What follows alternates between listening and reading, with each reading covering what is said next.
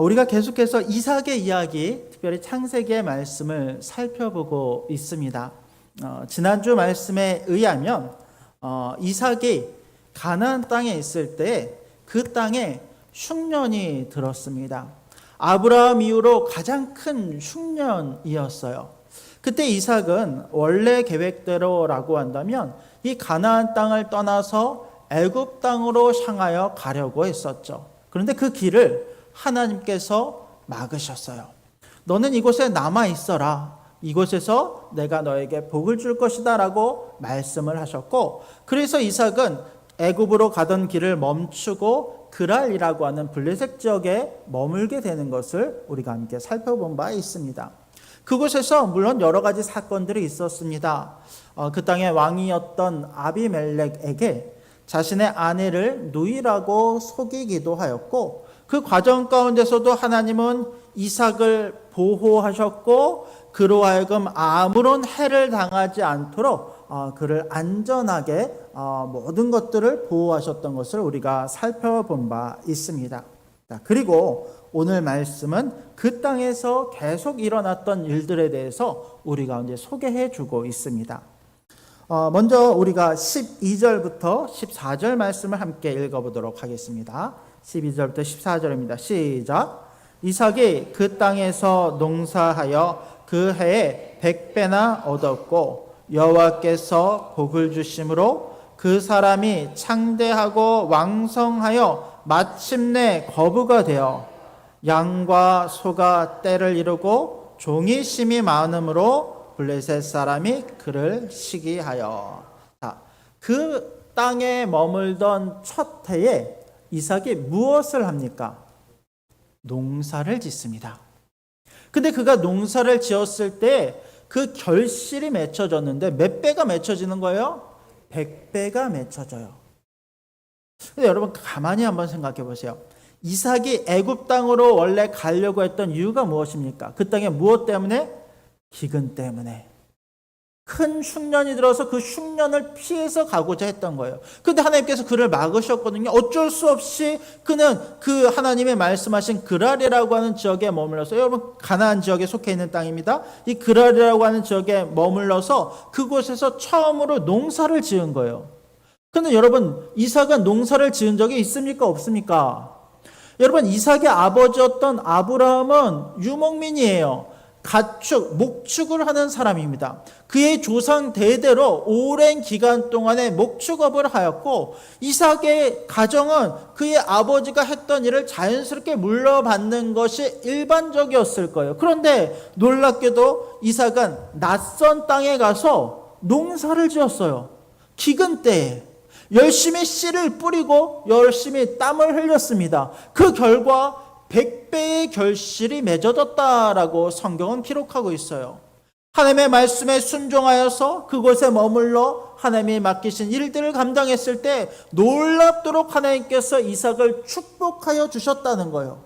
그것만이 아니죠. 그가 원래 갖고 있었던 가축들, 양과 염소들이 많아졌을 뿐만 아니라 또 그의 종들도 심이 많으므로, 이런 표현들은요 그냥 많은 게 아니라 아주 많아졌으므로 그가 그곳에서 창대하고 왕성하여 마침내 거부가 되었더라라고 이야기해요. 큰 부자가 되었다는 거예요.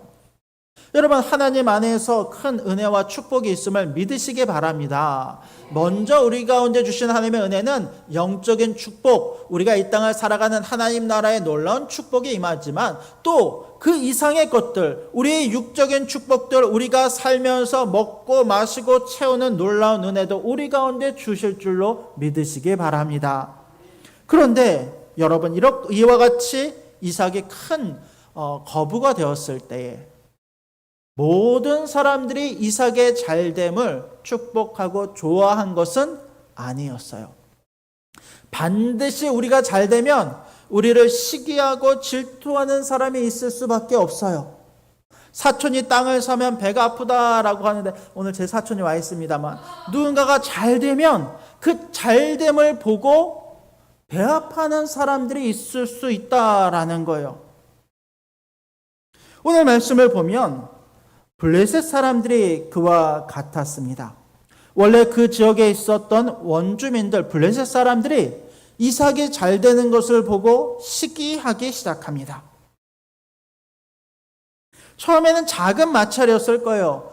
조금 불편하고 조금 어렵고 조금 보기 싫고 라고 하는 그 조그마한 문제들이 어느새 점점 커지기 시작하더니 결국에는 그 종들 사이에 마찰이 크게 벌어지기 시작합니다.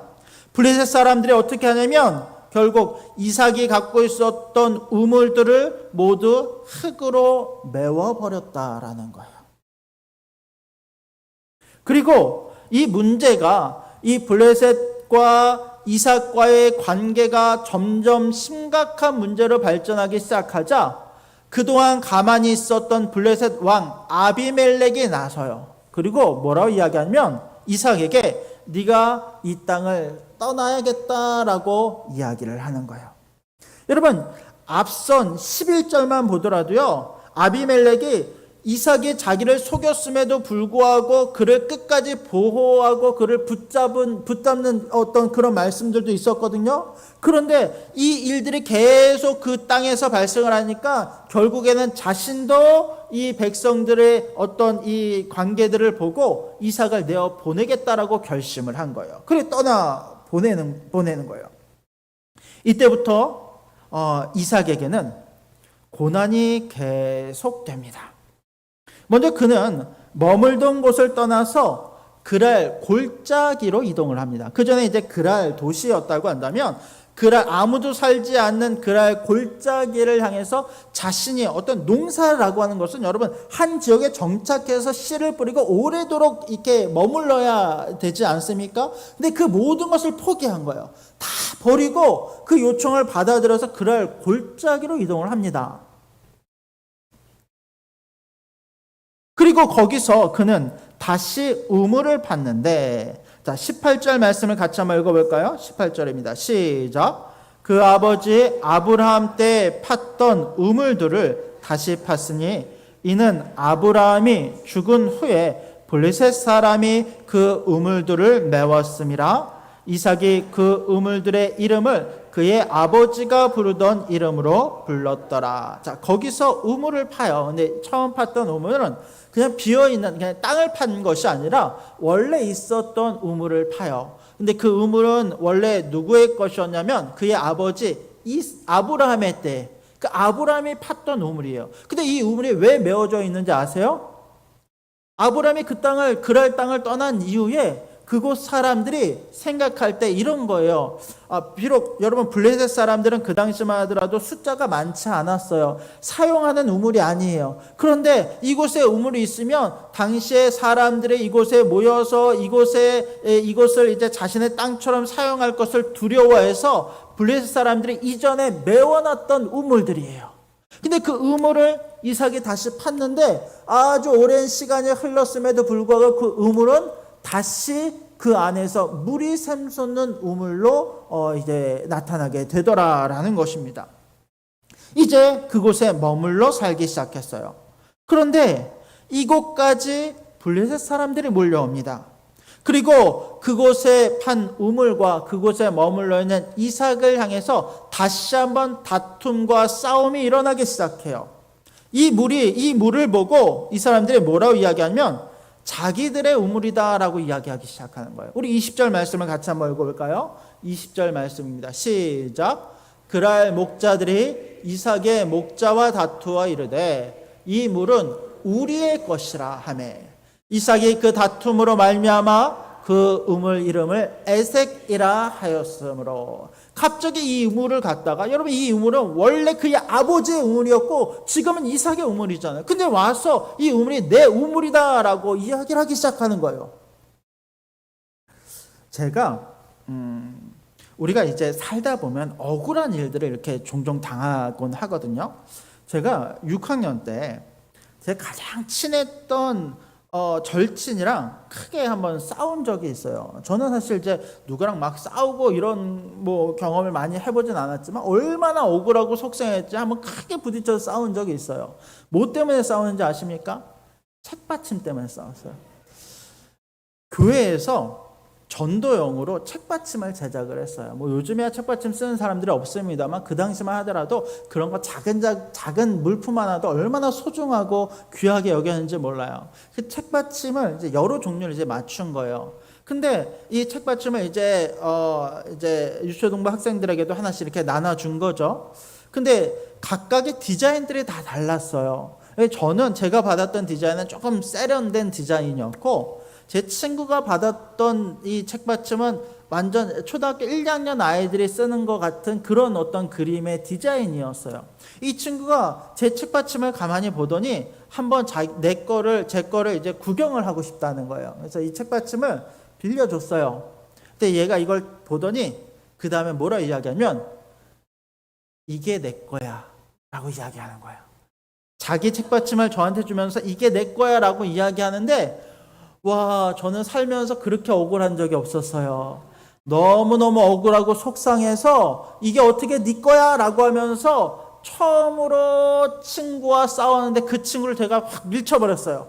그리고 그 책받침을 뺏으려고요, 잔디밭에서 둘이서 뒹굴면서 그 책받침 잡겠다고 그것을 막 싸우고 다 잡은 거예요.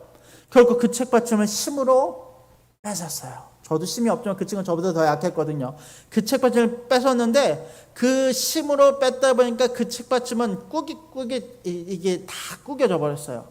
근데 그 책받침을 갖고 집으로 돌아가는데 마음이 편했을까요? 편하지 않았을까요? 구겨진 책받침을 갖고 집으로 가는데 눈에서는 눈물이 엉엉 나기 시작해요. 그냥 억울하고 속상하고 이 책받침 때문에 친구랑 싸운 것도 너무너무 속상한 거예요. 여러분, 우리는 살면서 이런 일들을 종종 겪습니다. 억울하고 속상한 일들이 반드시 우리 삶 가운데 우리가 원하지 않더라도 일어나게 되던 거예요.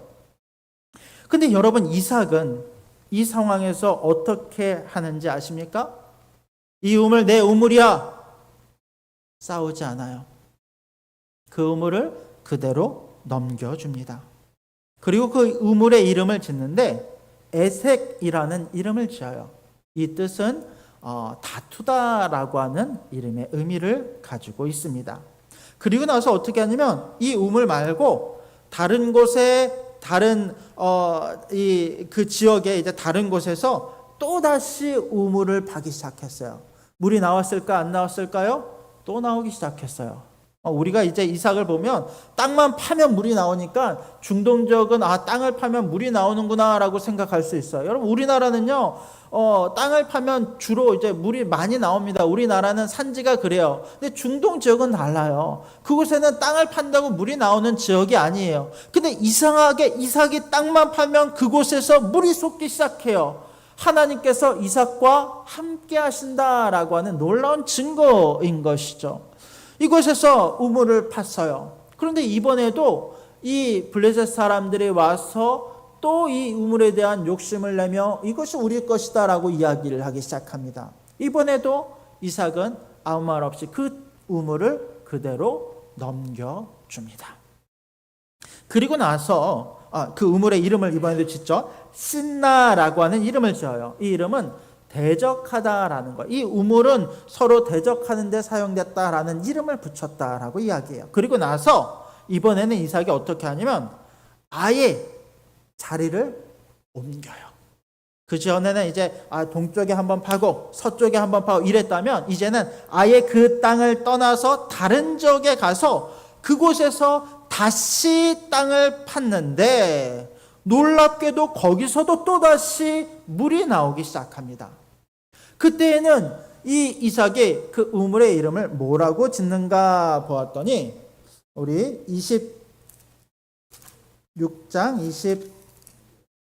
23절 22절 말씀 같이 한번 22절입니다. 시작.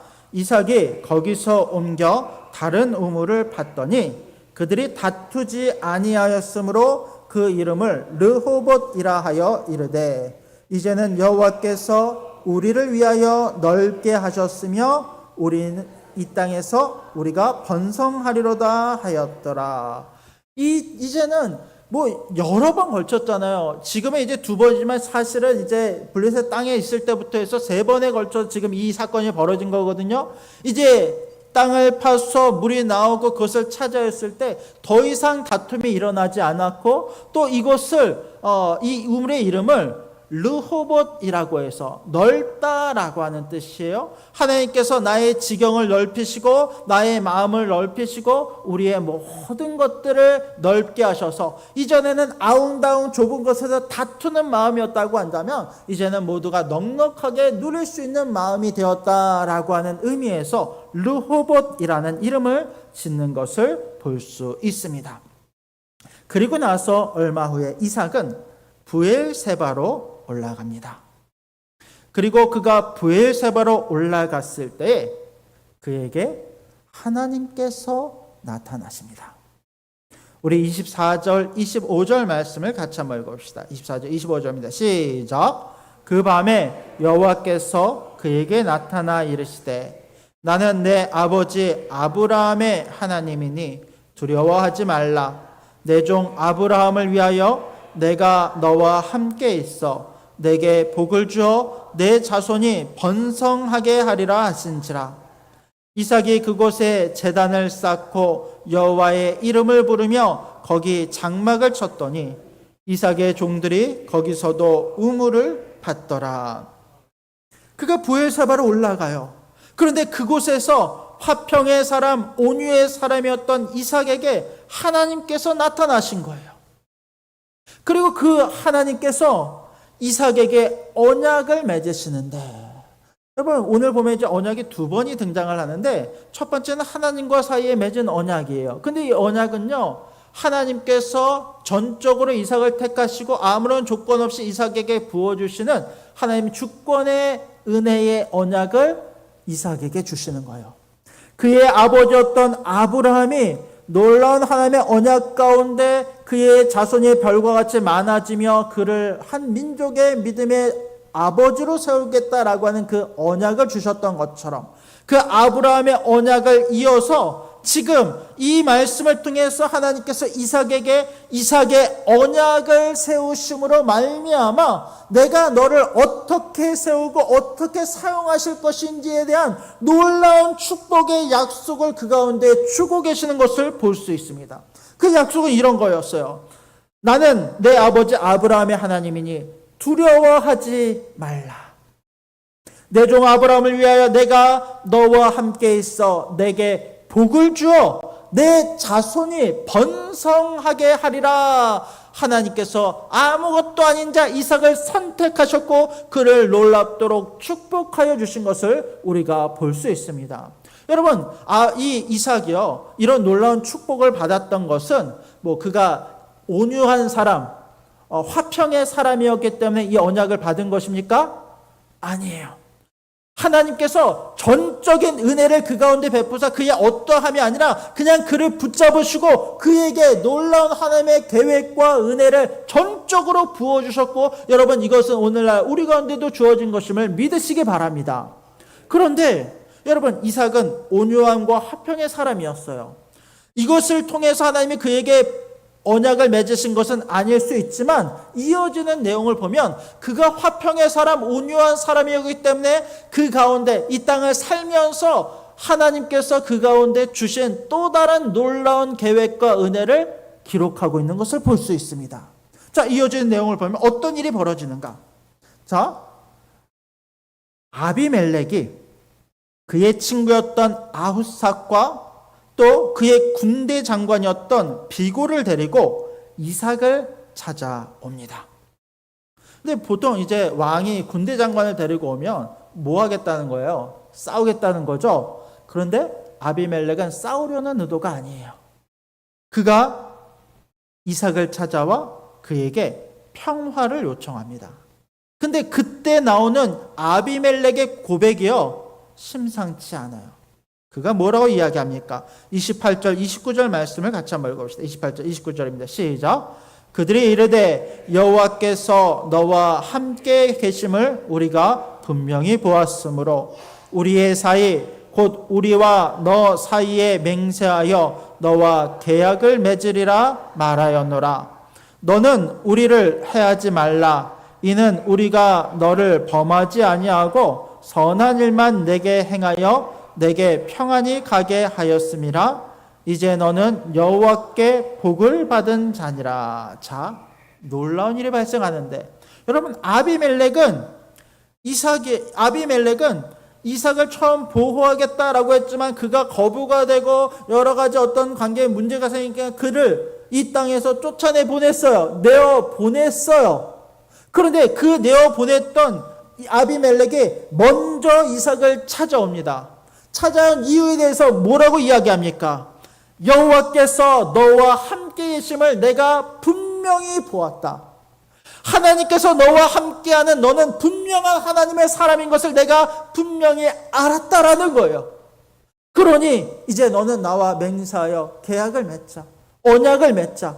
무슨 계약을 맺습니까? 29절을 보았더니 화평의 계약을 맺어요.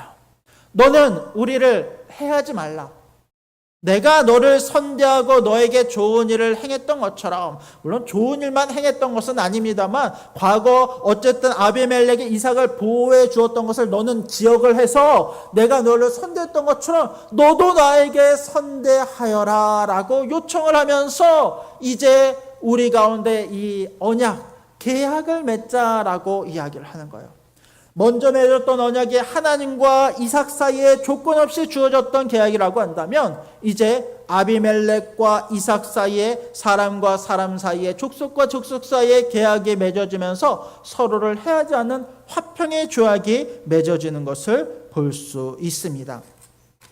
그는 이렇게 고백을 합니다. 너는 여호와께 복을 받은 자니라. 이방인의 입에서 우리를 향해서 우리를 보고 너는 하나님께 복을 받은 자니라 라고 하는 그와 같은 고백이 나오는 것을 보게 되더라라는 것입니다.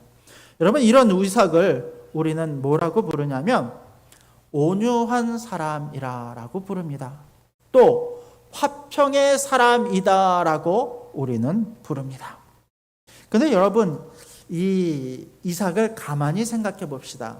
그는 온유의 사람, 화평의 사람이었어요. 근데 여러분, 이 온유하다라고 하는 것은 오늘날 그렇게 인정받는 가치의 이 말은 아닙니다.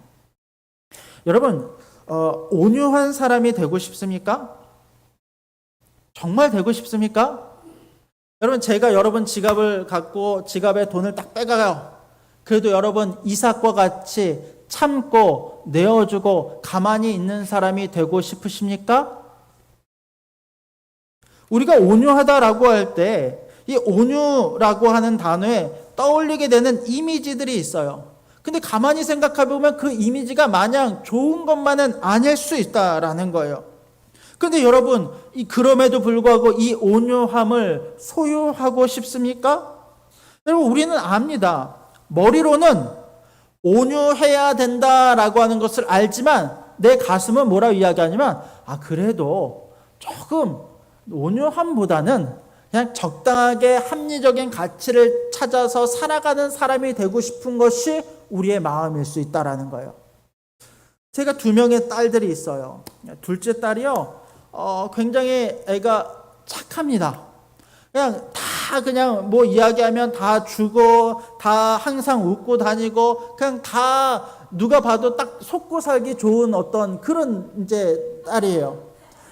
저희 어머님이 이 둘째 딸을 보면서 얼마나 이렇게 좀 애가 타셨는지, 야, 너 그렇게 사람이 착하면 안 돼. 조금 약은 것도 있고, 조금 이렇게, 좀 이제 세상을 좀 이렇게 주장도 갖고 살고, 고집도 피울 수 있어야 돼. 라고 이야기를 하시는 거예요. 어떤 마음이냐? 기본적으로 머리로는 온유함이 좋은 것인지는 우리가 알고는 있지만 실제로 내 아이들이 온유한 삶을 산다라고 할 때, 또 내가 온유한 삶을 산다라고 생각을 하면 그것은 왠지 어떻게 보면 머리로는 좋지만 내가 실제로 살아간다라고 할 때는 조금 꺼려지는 것이 있는 것이 어쩌면 온유한 삶의 모습일 수도 있다라는 거예요.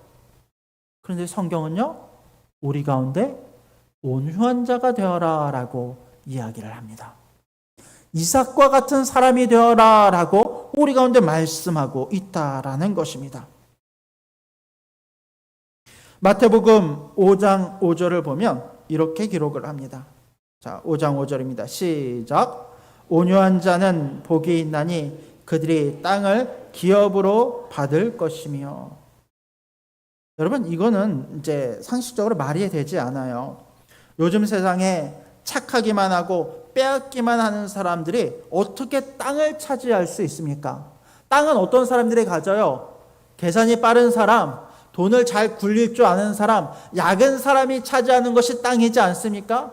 근데 성경은요, 온유한 사람이 땅을 기업으로 받을 것이다 라고 이야기합니다. 물론 여기서 이 땅은 뭐 이삭처럼 이 세상에서의 땅일 수도 있겠습니다만, 본질적인 의미는 이 땅에서의 땅이 아니라 결국 천국에서의 우리가 누릴 놀라운 하나님 나라의 은혜와 땅들을 우리 가운데 주신다라고 하는 약속임을 믿으시기 바랍니다.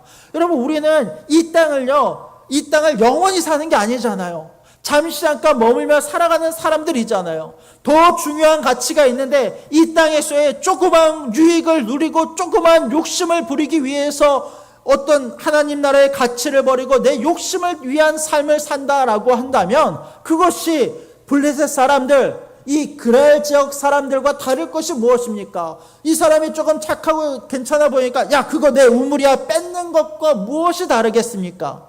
그러나 이삭은 하늘나라의 그 땅을 유업으로 받기 위해 이 모든 화평과 온유함을 소유한 자였음을 여러분 기억할 수 있게 되기를 원합니다. 여러분, 성경에 나오는 진짜 온유한 사람이 누구인지 아십니까? 예, 맞아요. 예수님이에요.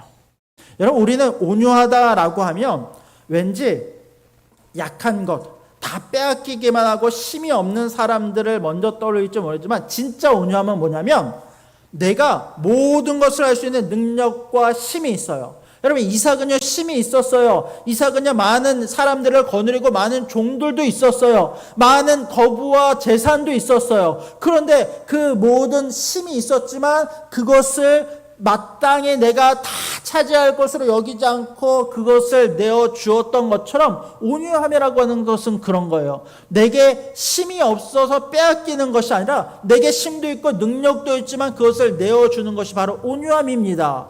예수님이 꼭 그와 같으셨어요. 여러분, 예수님이 뭐라고 말씀하시냐면 마태복음 11장 29절을 보면 예수님이 이렇게 말씀하세요. 같이 한번 읽겠습니다. 시작. 나는 마음이 온유하고 겸손하니. 예수님은 모든 것을 다 갖고 계신 분이십니다. 모든 능력과 권세를 갖고 계신 분이에요. 그러나 그와 같은 분이 가장 연약한 자들을 위하여 마땅히 가져야 될 것들을 다 내려놓고 그 자신까지 십자가에 죽으시면서 그 사랑을 증명하시며 그가 가지고 있던 모든 의로움을 우리 가운데 내어주셨던 것과 같이 그분의 온유함을 우리를 향한 인자와 자비로 베푸심으로 보여주셨던 것과 같이 여러분, 우리도 예수 안에서 이 온유함을 소유한 사람들이 되기를 원합니다. 예수로 인하여 그 온유함을 가지고 이 땅을 하나님 나라의 가치를 최우선으로 삼고 살아가는 우리가 되기를 원합니다. 여러분, 말씀을 정리하겠습니다. 여러분, 우리에게는 이미 온유함의 성품이 있습니다. 이 성품은 하나님께서 우리를 이 땅에 창조하실 때 하나님을 닮은 성품으로 이미 우리 안에 존재하는 것이 이 온유함의 성품입니다. 우리는 이 온유함의 성품을 지킬 수 있게 되기를 원합니다. 우리가 이 온유함을 행한다라고 하는 것은 내가 나의 도덕적인 품성을 드러내기 위함도 아니요, 내가 남보다 낫다라고 하는 정식적인 우월감의 성취를 위해서도 아니요, 내가 이것을 내어줌으로 내 마음의 평화를 위해서도 아니요, 오직 예수님께서 온유하셨기 때문에 우리도 그 온유한 삶을 살아야 되는 것임을 믿으시기 바랍니다.